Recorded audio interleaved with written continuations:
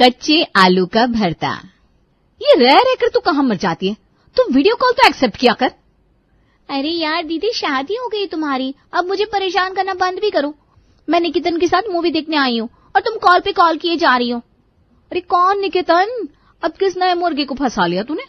और जो भी है उसे जाने दे, पहले मेरा काम कर तू और थिएटर से बाहर आकर मेरा वीडियो कॉल एक्सेप्ट कर, इमरजेंसी है। 6 साल हो गए तुम्हारी शादी को और मैं तुमसे सिर्फ 2 साल ही छोटी हूँ। मेरा घर बसने नहीं दोगी क्या दीदी? जब भी किसी लड़के से मेरा रिश्ता पक्का होता है तुम फोन कर करके बीच में इंटरफेयर करना शुरू कर देती हो। निकेतन क्या सोचेगा मैं किससे बात कर रही हूँ? कितनी मुश्किल से तो रिश्ता फाइनल किया था मम्मी पापा ने, क्यों बेकार में इसके दिमाग में शक पैदा कर रही हो? अच्छा, होने वाले दामाद जी के साथ है ना तू, तो इतना सोच क्या रही है? मैं कह दूंगी निकेतन से कि तू मुझसे बात कर रही थी। देख बहन, लड़के को भी दिखना चाहिए ना तेरे लिए तेरा मैका कितना इंपॉर्टेंट है, वरना शादी के बाद अगर तू हमसे बात करेगी तो वो कहीं आनाकानी ना करने लगे। हाँ कहीं बहन मैं बाहर कर ले वीडियो कॉल। प्रिया नेहा को वीडियो कॉलिंग करती है। आलू का क्या करना है? अरे तेरे भतीजे के लिए फ्रेंच फ्राइज बनानी है। अगर इसका शेप अच्छा नहीं रहा ना तो वो खाएगा ही नहीं। इसे लंबे लंबे कैसे काटूं? नेहा प्रिया को सारा प्रोसीजर बताती है और धीरे धीरे प्रिया फ्रेंच फ्राइज के लिए आलू काटती जाती है। ओके, अब मैं कर लूंगी, तू जा मूवी देख, निकेतन तेरा इंतजार कर रहा है ना। पूरे 45 मिनट तक नेहा फ्रेंच फ्राइज ही काटती रह जाती है और बाहर खाने की टेबल पर बैठा विक्रम भूख के मारे आग बबूला होने लगता है। यही ड्रामा मुझे पसंद नहीं आता मम्मी। अरे भाई अपना काम वक्त पर कर लो, उसके बाद जिससे गप्पे लगाने लगाओ, पर नहीं, प्रिया को खाने के वक्त अपनी बहन, अपना भाई, अपने रिश्तेदार सभी से बात करनी होती है। आज एक पार्टी आने वाली है, 10 बजे तक दुकान में पहुंच जाएगी, 9:30 तो यहीं बज गया। अब कब खाना आएगा, कब मैं खाऊंगा और कब मैं निकलूंगा। छोड़ो, मेरी किस्मत में घर का 2 निवाला भी नहीं लिखा है। मैं चलता हूँ मम्मी, जयराम जी की। अरे बहू देख, विक्रम बेचारा भूखा जा रहा है, ऐसी क्या गृहिणी है तो क्या आए दिन लड़के को भूखा घर से लौटना पड़ता है। हे भगवान, अब क्या करूं? रसोई में खड़ी प्रिया असमंजस में पड़ जाती है। बेटे के लिए नाश्ता करने में उसने अपने पति और ससुराल के बाकी सदस्यों का खाना तो तैयार ही नहीं किया था। अपने बेटे के लिए बनाई फ्रेंच फ्राइज को ही सब्जी की तरह पराठे के साथ परोसकर प्रिया बाहर टेबल पर ले आती है। मम्मा, मेरी फ्रेंच फ्राइज आपने सबको क्यों दे दी? मुझे चाहिए, ये सिर्फ मेरी है। तू कुछ भी करे, मैं तुझे कभी कुछ नहीं कहती, लेकिन इसका यह मतलब नहीं बहू कि तू इस तरह से काम करेगी। अरे नहीं संभलती रसोई तो छोड़ दे, मैं संभाल लूंगी। कम से कम मेरे बेटे के पेट में खाना तो जाएगा। सॉरी मम्मी जी, पर मैं क्या करती, आप देखती है ना कैसे आणविक जिद करता है। कल फ्रेंच फ्राइज अच्छे से कटी नहीं थी तो उससे कुछ खाया ही नहीं। अब मेरा बच्चा भूखा रहेगा तो मेरा मन कैसे किसी और काम में लगेगा। इसीलिए मैं ना फ्रेंच फ्राइज बनाने में लग गई थी, तो और कुछ बनाने का वक्त ही नहीं मिला। विक्रम एक पराठे में कुछ फ्रेंच फ्राइज डालकर रोल सा बनाकर खाते हुए घर से निकल जाता है। वो तो गया, अब हमें खाना मिलेगा कि नहीं बहू? हाँ पापा जी, क्यों नहीं मिलेगा? तो फिर मेरे लिए आलू के पराठे बना दे। जी मम्मी जी। जरा सजग रहा कर बहू, मुझे इस तरह तुझ पर गुस्सा करने का मन नहीं करता, पर विक्रम का स्वभाव तू जानती है, उसे सब कुछ वक्त पर पसंद है। उसे अगर वक्त पर खाना नहीं मिलता तो वो चिढ़ जाता है। वक्त पर खाना न मिलने से तो पापा जी बिछड़ने लगेंगे मम्मी जी। अब आप ठीक कह रही मम्मी जी, मैं अब से ध्यान रखूंगी। प्रिया रसोई में जाती है और अपने ससुर जी के लिए नाश्ता बनाने की तैयारी में लग जाती है। एक तरफ प्रिया कुकर में आलू उबलने के लिए चढ़ा देती है, दूसरी तरफ अपने ससुर जी के लिए कच्चे आलू की सब्जी बनाने के लिए आलू काटने लगती है। हे भगवान, ये सुबह घड़ी का कांटा इतना ज्यादा तेजी से क्यों भागने लगता है? आधे घंटे में पापा जी को भी दुकान के लिए निकलना है। अगर वक्त पर खाना नहीं बना तो आज तो मेरा बेड़ा गर्क हो ही जाएगा। प्रिया एक तरफ आलू काटने में बिजी थी, वहां कुकर में सीटी पे सीटी आई जा रही थी। अरे भाभी, गैस तो बंद कीजिए, वरना आलू उबलेंगे नहीं, आलू का भरता बन जाएगा। क्या? हाँ। एक तरह जैसे तैसे कच्चे आलूओं को काटकर प्रिया कढ़ाई में तरी की सब्जी बनाने को चढ़ा देती है, दूसरी तरफ ज्यादा उबले हुए आलू का ही मसाला बनाकर पराठे में भर देती है। जरा देख तो छबिली, ये पराठे में से आलू बाहर क्यों आ रहा है और कितना चिपचिपा हो गया ये। अब क्या करूं, कभी बेलन पर चिपक रहा है, कभी चकले पर। आलू आपने ज्यादा उबाल दिए थे ना भाभी, इसलिए ऐसा हो रहा है। आलू अगर ज्यादा उबल जाए तो पराठे को चिपचिपा बना देते हैं और पराठे से फटकर बाहर आने लगते हैं। जरा सूखा आटा लगाइए, फिर कोशिश कीजिए। प्रिया सूखा आटा लगाकर किसी तरह आलू के पराठे को बेलती है और जैसे ही तवे पर रखती है पराठा जल जाता है। हे राम, ये तो तवे पर ही चिपक गया। अब क्या होगा छबिली? अरे भाभी, इतना घबराइए मत, घबराने से क्या ही हो जाएगा। आप सब्जी संभालिए, पता चला पराठे के चक्कर में सब्जी भी जल गई। बर्तनों को घिसना छोड़कर छबीली जल्दी से प्रिया की मदद करती हुई 1-2 पराठे किसी तरह सेंक देती है। आलू ज्यादा उबले हुए थे ना भाभी, इसलिए इससे ज्यादा और कुरकुरा पराठा सेक पाना मुश्किल है। अगर ज्यादा सेकने की कोशिश की ना तो पराठा जल जाएगा पहले वाले पराठे की तरह, और सूखे आटे का स्वाद पराठे में आने लगेगा सो अलग। बाबूजी को दुकान में जाने में देरी हो रही है और माताजी को भी तो शुगर की दवाइयां लेनी है। एक बार यही पराठा परोस दीजिए ना। आपकी सास ना ज्यादा बुरी नहीं है, वो एक बार के लिए ये खा भी लेगी। प्रॉब्लम तो आपके ससुर जी में ज्यादा है। प्रिया कच्चे आलू की सब्जी के साथ नॉर्मल पराठा और दही के साथ आलू का पराठा लेकर अपने सास ससुर के पास जाती है। मनोज प्लेट में रखी आलू की सब्जी को गौर से देखता है और भौएं चढ़ा लेता है। ये क्या है? कोई टुकड़ा बड़ा, कोई छोटा, कोई पतला, कोई मोटा। सब्जी बना रही थी या पहेली बहू? मनोज चम्मच से सब्जी को हिलाता है और नाराजगी से प्रिया को देखता है। आलू के टुकड़े कम से कम बराबर तो होने चाहिए। ऐसी बेतरतीब सब्जी देखकर तो भूख ही उठ जाती है। अच्छा लाइए सब्जी मुझे दे दीजिए, आप ये पराठा खा लीजिए। हे भगवान, सब्जी तो अच्छी बनाई थी, उस पर पापा जी ने इतना लंबा प्रवचन दे दिया। पराठा तो सच में आटे से जोड़ा है, अब पता नहीं क्या होगा। मनोज प्लेट में परोसे गए पराठे को देखता है, फिर उसे उठाकर हल्के से मोड़ता है और बस पराठा टूटने लगता है, जिसे देखकर उसका चेहरा और भी बिगड़ जाता है। अरे भाई, ये पराठा है या मसले हुए आलू की चादर? पराठा तो थोड़ा कुरकुरा होना चाहिए, लेकिन ये तो हाथ में लेते ही बिखर रहा है। मनोज पराठे को प्लेट में वापस रखते हुए गहरी सांस लेता है। पहले आलू की सब्जी में बेतरतीब टुकड़े, अब ये नरम पराठा। अरे कोई तो चीज सही बनाओ भाई। मनोज खाने की प्लेट को पीछे कर भूखा ही दुकान चला जाता है। पहले पति और अब ससुर। प्रिया वहीं बैठकर फूट फूट कर रोने लगती है।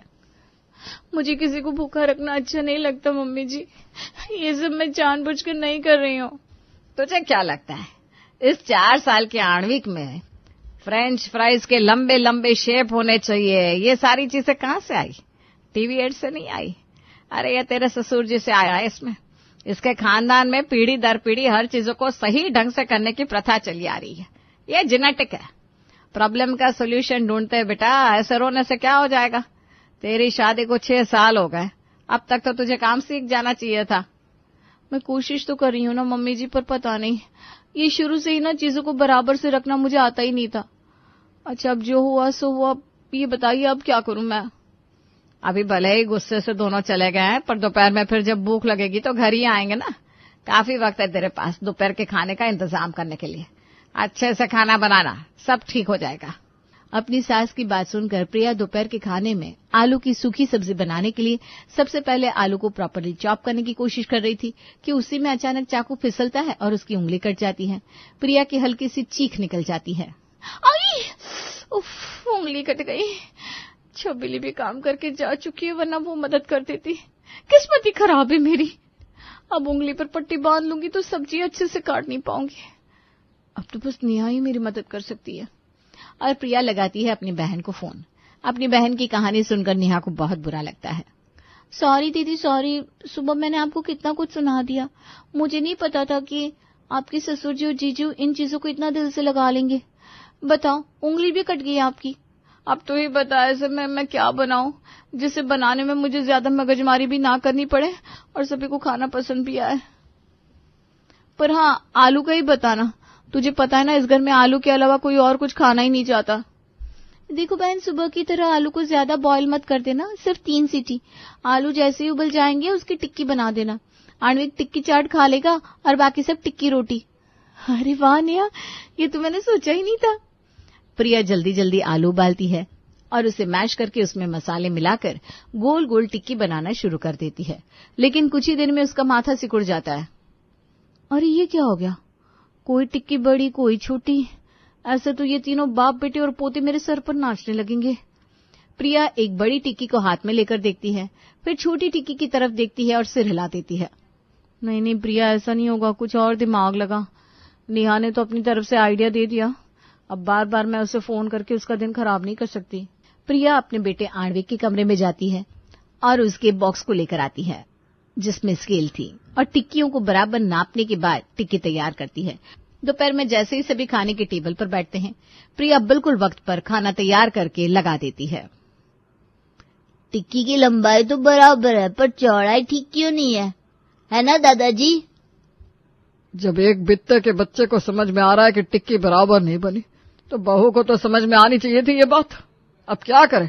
अरे उंगली में पट्टी बंधी हुई है बेचारी की, ऐसी हालत में उसने टिक्की बनाई, यही बड़ी बात है। 19-20 तो इंसान से हो ही जाता है। और तू आणविक ज्यादा चपर चपर मत कर, वरना ट्यूशन जाने के वक्त रास्ते में टॉफी खाने के लिए जो 10 रुपए देती हूँ ना तुझे, वो देना बंद कर दूंगी। बड़ा आया। सॉरी दादी, अच्छी है टिक्किया मम्मा, वेरी नाइस। अभी तो सुजाता ने सब संभाल लिया था, पर ऐसा कब तक चलता? इस प्रॉब्लम का सोल्यूशन निकालना अब कंपलसरी हो गया था। प्रिया भी रोज रोज आलू छीलने, काटने और मसालों में मिलाने से तंग आ चुकी थी। हर दिन वही आलू उबालना, काटना और पकाना, और उसके बाद शेप बराबर न होने के ताने सुनना। ये सब अब प्रिया की सहन शक्ति के बाहर हो चुका था। बस अब आनी, रोज यही आलू काटो, उबालो, मैश करो, कुछ नया क्यों नहीं बना सकते? जब घर बैठकर दिमाग पस्त होने लगे तो हमें बाहर का एक चक्कर लगा कर आना चाहिए। इससे दिमाग में नए विचारों का संचार होता है। देखा मम्मी, अब समझी मैं क्यों बाहर खेलने जाता हूँ, क्योंकि ज्यादा देर तक घर पर बैठना सेहत के लिए अच्छा नहीं होता। ये मेरी बुक में लिखा है। अरे वाह, इतने छोटे से बच्चे ने इतनी बड़ी बात कह दी। सही कह रहा है, मैं जरा बाहर घूम कर आती हूँ। और प्रिया बाहर टहलने के लिए निकल जाती है, जहाँ पास के मोहन पानीपुरी वाले के खाने पर उसकी नजर पड़ती है, जो रोटी के साथ कुछ कद्दूकस किया हुआ खा रहा था। अरे मोहन भैया, आज पानीपुरी नहीं खिला रहे क्या? अरे नाही भाभी, पानीपुरी नहीं खिलाएंगे लोगों को तो खुद ये रोटी और कच्चे आलू का भरता कैसे खा पाएंगे। वो अभी ग्राहक ही नहीं थी तो सोचा घर से लाया डब्बा खा लूं। मैं आपको तुरंत हाथ धोकर पानीपुरी खिलाता हूँ, उसके बाद खाना खा लूंगा। अरे नहीं भैया, मैं तो बगल में ही रहती हूँ, शाम को आ जाऊंगी, आप आराम से अपना डब्बा खाइए। वैसे कच्चे आलू का भरता कभी सुना नहीं, कच्चे आलू से भरता भी बन सकता है? देखिए दीदी, हम गरीबों का क्या है, एक तो चलता फिरता काम, कहीं 2 मिनट बैठ नहीं सकत, ऊपर से ज्यादा पकाकर खाना बनाएंगे तो गैस चूल्हा भी तो लगता है। इसीलिए हमारी पत्नी ना फटाफट कच्चे आलू का भरता बनाकर दे देती है। इसके लिए ज्यादा मेहनत भी नहीं करनी पड़ती। सबसे पहले आलू को कद्दूकस करना है, फिर पानी में धोकर निकाल कर 10 मिनट के लिए सूखने छोड़ देना है। दूसरी तरफ प्याज, लहसुन, धनिया पत्ता, टमाटर, हरी मिर्च जो आपके पास है सबको बारीक बारीक काट लीजिए। फिर आलू में इन चीजों को मिला लीजिए। ऊपर से हल्दी, नमक और सरसों का तेल मिलाइए। सब जब अच्छे से मिल जावे तो गर्मा गर्म पराठे के साथ परोस दीजिए। दाल चावल के साथ भी हमारे घर पर यही बनता है। आलू को उबालना नहीं है, यानी कि ज्यादा या कम सीटी की टेंशन ही नहीं। आलू कच्चे हैं, सिर्फ कद्दूकस करना है, यानी कि आलू की शेप के ऊपर भी काम नहीं करना पड़ेगा। अगर ये रेसिपी मैंने ठीक ठीक बना ली तब तो मजा ही आ जाएगा। आज प्रिया खुशी खुशी अपने घर लौटती है, क्योंकि उसके पास एक ऐसी रेसिपी थी जो अगर मुकम्मल बन जाती तो उसकी लाइफ से सारी टेंशन ही खत्म हो जाती। रात के खाने की तैयारी करने के लिए प्रिया सबसे पहले आलू को कद्दूकस करती है।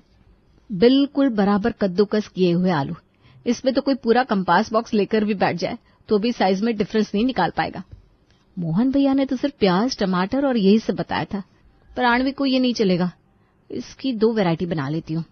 प्रिया आणविक के लिए जो कद्दूकस किया हुआ आलू का भरता बनाती है, उसमें सरसों के तेल की जगह बटर, चीज, मेयोनीज और कॉर्न भी डालती है, और बाकी के लिए बिल्कुल वैसा ही भरता बनाती है जैसा मोहन ने बताया था। अभी भी आधे घंटे का वक्त है, ये तो सही में बहुत जल्दी बन जाता है। अब जल्दी से पराठे बना लेती हूँ। और आज खाने में प्रिया सभी को परोसती है कच्चे आलू का भरता और पराठे। ये क्या बनाया है बहू? मतलब अब रात के वक्त हम सलाद और रोटियां खाएंगे? इतने भी काम चोर नहीं है मेरी बहू, एक बार खाकर तो देखिए। देखने में यह खीरा या मूली तो नहीं लग रहा है। क्या बनाया है बहू? खुद खाकर देखिए ना मम्मी जी, मैंने वही बनाया है जो इस घर में सभी को पसंद आता है। दादू वाओ, मम्मा यम्मी, ये तो बहुत टेस्टी है। दादू आप भी खाकर देखो। अरे वाह, ये तो कोई नई सब्जी लग रही है। क्या बनाया है प्रिया तुमने, कसम से आज सुबह से जो मूड बिगड़ा हुआ था ना, इसे खाकर बन गया। क्या मसाला है, क्या ताजगी है, वाह। नहीं मम्मी, बिल्कुल सही बेटा, वरना मसाले की सब्जी खा खाकर मुंह ही बंद गया था मेरा। घूम फिर कर वही मसाले, वही तेल का स्वाद। ये खाना तो बड़ा रिफ्रेशिंग लग रहा है। और आकार भी चीजों के ठीक ही है। ये है कच्चे आलू का भरता। मैंने बहुत कोशिश की पापा जी, आपकी पसंद नापसंद की कसौटी में मैं खरी उतर पाऊं, पर जब भी मैं कोशिश कर रही थी कुछ न कुछ उल्टा ही हो जाता था। आखिर मैं इस रोज रोज के झंझट से परेशान हो गई। पर मैं आप सबको उदास भी तो नहीं देख सकती थी। मुझे पता है इस घर में सभी को आलू कितने पसंद है, इसीलिए फिर मैंने बनाया कच्चे आलू का भरता। इसे गर्मी में खाने से पेट को ठंडक भी मिलती रहेगी, वरना गर्मी में ना ज्यादा चटपटा खाने से तबीयत बिगड़ जाती है। वो सब तो ठीक है प्रिया, पर मैं कह देता हूँ मेरे टिफिन में अब से कच्चे आलू का भरता ही देना। अब तो मुझे यही खाना है भाई। और मुझे भी मम्मा, बहुत टेस्टी है ये। बुराई तो फट से कर देते आप लोग। अब बहू ने अच्छा काम किया है तो तारीफ भी खुलकर कीजिए। हम लोगों का मन रखने के लिए बहुत मेहनत करती है तू बहू। ये पकड़ 501 रुपया। और आज के बाद प्रिया के ससुराल में कच्चे आलू के भरते के लोग ऐसे फैन हो जाते हैं कि दाल चावल हो या हरी सब्जियां या कोई वेस्टर्न डिश, अगर प्लेट में कच्चे आलू का भरता ना हो तो किसी से भी खाना खाया ही नहीं जाता।